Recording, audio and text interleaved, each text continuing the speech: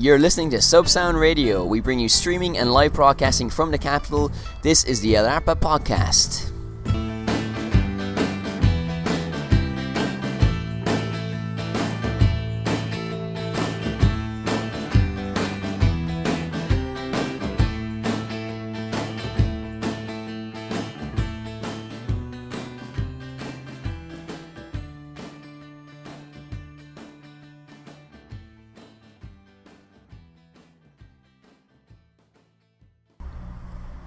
Welcome to the 9th del Arpa podcast. Joining me in the studio is Enda.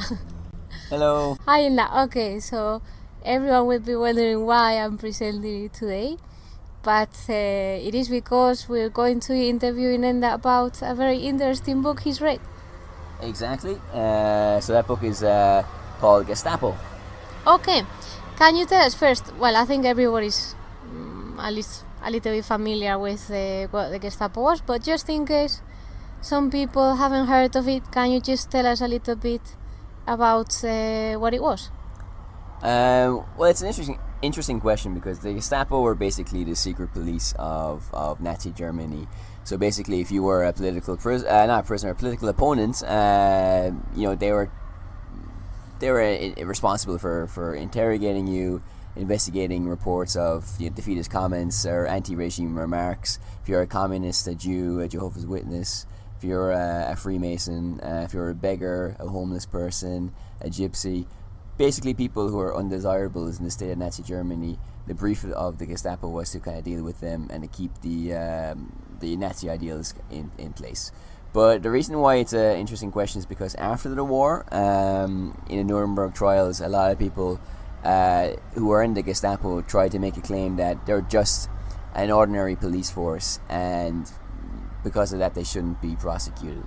Now there is some truth in that. I mean, the reason this book was written was because the author wanted to make clear that while the Gestapo were, in a lot of cases quite dreadful, there is a public perception that they were more powerful than they actually were. Now, obviously, he's not trying to make the case that they were, angels. They were a horrible organization. But the point he's trying to make is the Gestapo were staffed by a lot of policemen who were transferred from other police departments. In some cases, those transfers were compulsory. And it is true that for a long period, those who were in the Gestapo weren't really card-carrying Nazi members. So the rank and file of the Gestapo were not Nazis, and so the Gestapo were also understaffed quite a lot. So there were a police force who did a lot of terrible things, but the popular imagination is that they did more. That sounds very interesting. There's a lot of information there, so I just want to pick on some of the things you've said to know more about them. So, for example, you mentioned that they were political opponents, but there were also beggars and gypsies and all sorts of people. So I wonder whether there were like different departments within the Gestapo that looked after different people, or were they all put into the same mixed bag? Well, there was a special desk that was controlled by Himmler, which was responsible for the Jewish question, but that was for big policies, and by that I mean, deciding when to round up maybe 1,000 Jews or when to transport them. But in the day-to-day operation of the Gestapo, really, in actual fact, the Gestapo were responsible for investigating all those groups equally, and all those groups were kind of treated equally in that they were all seen as common enemies of the state. Perhaps the Jews were seen more so in that light, but generally the Gestapo were just a uniform group that dealt with that as the Gestapo, and there were not really special departments within the Gestapo designed to deal with other groups. Oh, really? Okay. So obviously it was really horrible. They prosecuted everybody, but what was the group that you were most surprised about? Jehovah's Witnesses, really, because in the book it is said that perhaps they are the forgotten victims of the Holocaust, and it is remarkable because the book itself is divided into different chapters, and one is focused on religious persecution of non-Jewish groups. So basically, the Catholic Church, the Protestant Church, and Jehovah's Witnesses. And it is true, you know, I mean, I've studied this in university as well, the Nazi regime in different aspects, but I've never really come across much about Jehovah's Witnesses. But they really were, for the lack of a better term, true believers in their faith, you know, because like we do see heroic examples of Catholic priests or Protestant clergymen kind of standing up for their beliefs, but the Jehovah's Witnesses took it to a whole new extreme, really, a whole new level. And even guards in concentration camps and kind of like internal reports in Gestapo commented on how heroic they stuck to their guns, and you know, because they felt that, you know, this is their faith and they're not going to be shaken from it. And very often as well, like, I mean, the Gestapo in the book, very often, you know, they investigated and then they let you go with a warning, like, not to repeat your Jehovah's Witness activities or statements that in some way support Jehovah's Witnesses and in some way might be critical of Hitler's Germany. And very often Jehovah's Witnesses who were released just carried on regardless and got rearrested and then sent to concentration camps, and then their fate in most cases wasn't so positive, you know. So for me that was also interesting, but also for gypsies as well, because like, gypsies were obviously not seen as Aryan people by Hitler's Germany, but Himmler had a fascination with pure gypsies, because he felt they were one of the original tribes, or the original kind of groups of people. So like, he had a fascination where he wanted to keep those gypsies alive in a Nazi Germany after the war, a war that Germany would win, in kind of controlled areas but with relative freedoms. And then gypsies that were mixed race or had mixed with other groups were big targets for interrogation, imprisonment, and, you know, ultimately being transferred to concentration camps. And there's a story. I mean, the strength of the book is it's very anecdotal. Has a lot of stories from people, and there's a story of a little girl who met a gypsy girl at a carnival, and the gypsy girl mentioned that how her parents had been taken away because they were gypsies, and the little girl couldn't believe it. And again, it kind of shows, you know, gypsies before Nazi Germany kind of came into power. I mean, it was very popular to go to carnivals and fairs and get your fortune told by gypsies, for example. So, you know, Germans did have contact with gypsies until they were ostracized even more than they were by the racial policies of the Gestapo and Hitler. Mm. Okay, well, that's interesting, because I think we have you know, perception, a biased perception about the groups that were prosecuted, I guess. So it's interesting what you were saying about the pure race, like for the original gypsy tribes and all this. This is something that I don't think it's very general knowledge now. Is there any mention of Freemasons? Not so much. I mean, I think the common perception was that Jews were Freemasons as well. So it's not really delved into specifically into the book, because I don't think there are a lot of Freemasons in general anyway. And so no, I mean, they're not really covered that greatly in the book, but they are mentioned in the background, you know. And I think the illusion was that Jews were Freemasons as well. So again, yet there were another targeted group that was against the interests of Nazi Germany in the view of the Gestapo. Okay. Could you describe, for example, is there a typical Gestapo officer? Is there? You've said that they come from like different backgrounds. To what extent? Well, it's a good question. I mean, if you look, as I mentioned earlier as well, yes, the rank and file were ordinary Germans who were just career policemen. The upper echelons of the administration were Nazi party members. It really does vary, because one of the things about the Gestapo, and again it was argued in the Nuremberg trials, that they're really understaffed, and that is a historical fact. They were understaffed, so you know, they really had they did investigate everything that was given to them thoroughly, but they weren't really proactive in initiating investigations. And they relied quite a lot on denunciations. So somebody from the German public denouncing somebody else. So the typical Gestapo officer, again, is complicated because the Gestapo relied on the public courts and the judges to back up. It's like Law and Order. The police investigate and the judges prosecute. And a lot of judges weren't Nazis. A lot were as well. But and in a number of cases, even if you did have a brutal Gestapo officer, the judge wasn't a Nazi or wasn't as extreme as the Gestapo officer, in case it got thrown out. But it really does vary when it comes to the Gestapo officers, because some were, they let people go quite easily, and others, they did investigate like professional policemen, and that was, once the case was investigated, that was the end of it. And there were other Gestapo officers who used enhanced interrogation techniques, i.e. torture. But generally, if you were an Aryan, if you were a German, you were treated pretty well, because the Gestapo were quite conscious of public opinion. If you're a Jew, or a communist, it was different. So if you're a Jew or a communist, especially a Jew, you had worse luck. But if you're, if you're another member, if you're a Jehovah's Witness, a Protestant, or a Catholic, you could be arrested, imprisoned for a while. Protective custody was the name they gave it. But then later released and treated, in a number of cases fairly well, because they were to some extent a professional police organization. But as the war went on, and as they looked at other groups like Jews, obviously the behavior and the interrogation was more severe.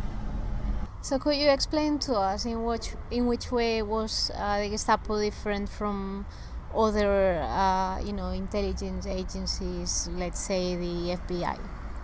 Well, there's two ways you can answer that. Looking at how the Gestapo was organized, it was definitely put in place to support the Nazi regime and Hitler's grip on power, because they eventually really replaced the SA and the organizations run by Hitler's former allies and eventual enemies, and the guys that were taken care of basically in the Night of the Long Knives.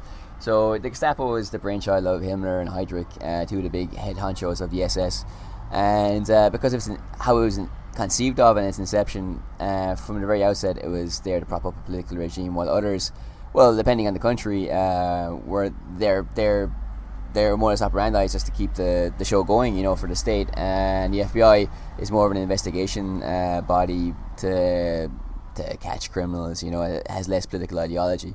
But even in the functioning of the Gestapo, as I made allusions to earlier, because they're so desperately understaffed, they relied heavily on denunciations, and denunciations didn't really reflect the entirety of German society. If you look at the German bomb plot with Stauffenberg, that was from the upper echelons of the higher classes of German society, and the Gestapo really didn't have access to that. And the typical denouncer was a working class male. If you look at any country or any society, it is a kind of narrow gauge of what's happening in the country. In saying that, obviously you had women as well, upper class people as well who did denounce, but typically it was a working class male. It was a general profile of a denouncer. Though women did specialize in one sense. They denounced a lot their husbands because they wanted to get an easy divorce from them. But that being said, going back to your question, because they're kind of limited in what they could do and how they operated, I think they were effective in some respects, but probably less effective than a lot of other institutions of similar ilk.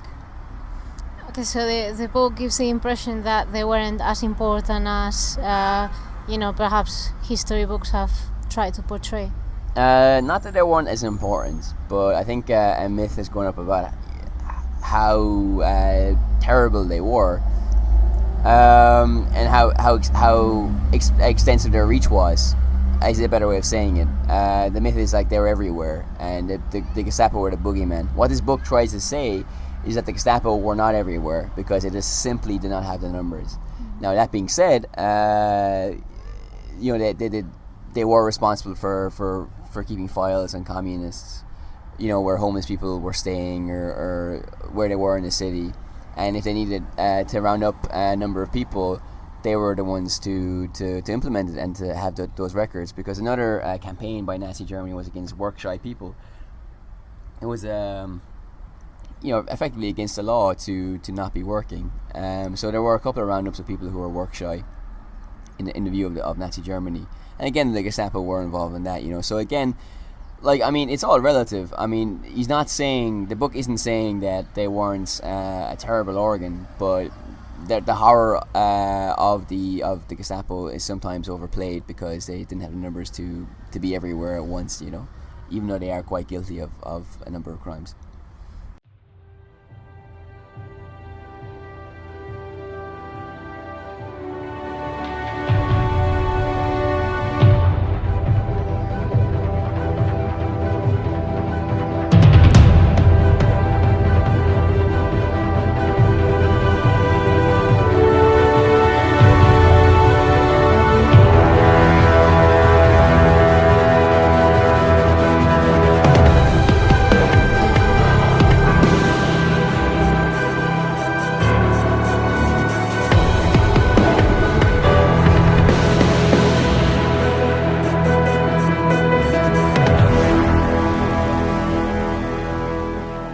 So far we've been talking about basically the content and giving some background, different facts and so on. But I'd be interested in hearing about the viewpoint of the book itself. Obviously it's a very controversial subject and it's very easy to play it down or sound like you're playing it down by giving facts, and obviously people are always going to accuse you of defending certain positions and so on, even if you're just like trying to put some things into perspective. So it's a very difficult subject to tackle. So do you think the book succeeds in dealing with the subject in an appropriate way? The book manages that quite well, I think, because the book is divided into different chapters, and the first book establishes how the Gestapo were organized. It's clear from his writing that the Nazis were no angels, and then it goes through each chapter with the different groups, and the chapters are primarily, as I said earlier, anecdotal, like showing human faces of the tragedy, because we all have a broad awareness of what happened and what groups were targeted by the Gestapo. But he gives us personal testimonies and personal accounts about what happened when they went after Protestants, what happened when they went after Catholics, Jews, people who weren't working, homeless people, gypsies, and it fleshes out our understanding of that. So he's not making any grand statement there, but what he does show as well, like that sometimes, again, it just kind of shows, if you're an Aryan German, you could be arrested quite easily for making statements in a beer hall, which features quite prominently. Basically, you could be drunk and say, I hope Stalin comes to Germany, and somebody obviously would denounce you. But those Germans would get off quite easily. And he's not making any political statement there, or the author's not trying to make any kind of point, but he's just saying that if you're a German, Gestapo treated you quite well. And perhaps our perception would have been, even if you were a German, the Gestapo would have had a zero tolerance towards you. Now, that being said, again, as the war dragged on, that tolerance became kind of lesser and lesser. It's only really in the final chapter that we kind of can see some kind of criticism, because obviously Berlin got divided between East and West, between the Americans, the British and the French on one side, and the Russians on the other. In the western parts of Berlin, controlled by the Allies, there was no real great political will to persecute the Gestapo. And by the 60s, Western Germany was confident, the economy was growing, and they didn't want to really think about it anymore. And also as well, Western Germany was a bulwark against communism. So they wanted to focus more on stopping communism than persecuting Nazis. And a lot of Nazis, a lot of prominent judges who were involved in Gestapo cases were given their jobs back or full state pensions. And the Eastern Berlin part, under the auspices of, under the control of the Russians, they were harsher in their treatment of Nazis, and they use it for propaganda. Say we treat Nazis like criminals, the West gives them a free pass, which in a way was true. And the very last line of the book is he goes on this long anecdote about a story about and how this man never was brought to justice because he was a very brutal Gestapo officer, and then after the war had a very affluent and successful life, and then like he was never brought to justice, and then the final line after that is, and neither was the Gestapo. So I mean, he kind of saves his opinion for last, to the last chapter, the last line of the chapter. And it's in that part of the book that you kind of see, well, the Gestapo, even though they weren't as extensive as people previously thought, after the war, a lot of them did get off scot-free. And for him, he thinks it's a great shame because, even though he doesn't say it directly, all those personal tragedies that he details and all those personal stories that he gives us in the preceding chapters, we see the human cost of an organization like the Gestapo being given free rein, not only during the war, but afterwards when there's no consequence for their action. And that's when you see kind of the author's voice, perhaps, kind of most clearly. That seems like a powerful tool, because obviously we can always identify with people a lot better when we hear about specific stories, rather than just, listening to statistics and so on, where the human factor gets lost. So one last question for you. Obviously, you're a historian. So from the point of view of a historian, do you think, would you recommend this book to the general public, or do you think you need some background knowledge to be able to assess the book correctly?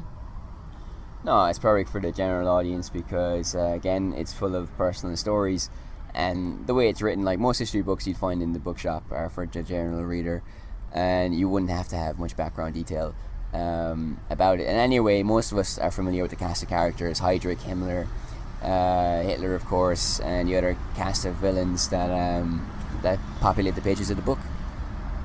Can you give it a score out of 10? Well, I would give it. I would give it an 8 out of 10. It's a very well researched book. Like you mentioned, is it full of statistics or is it full of stories? He's looked at all the numbers, but he's packaged it in a way that's easy for people to read. So like he's done all the hard work with the numbers, and he's given us the personal stories kind of behind those numbers. But sometimes as well, it is hard to keep track of all the people in the book. It's just such a huge cast of characters. So that is a positive and a negative. So sometimes it is kind of hard to take in everything. But it's a really good book. I would definitely give it an 8 out of 10. Well, thank you so much, Enda, for giving us this insight into this book and recommending us something that you've read, which is a sign of quality. So, if you've read the book yourself, just drop us an email or something. Feel free to tell us your opinion, and join us next week for a podcast on another exciting topic. So that's bye from me. Bye. You're listening to Subsound Radio. We bring you streaming and live broadcasting from the capital. This is the Arpa podcast.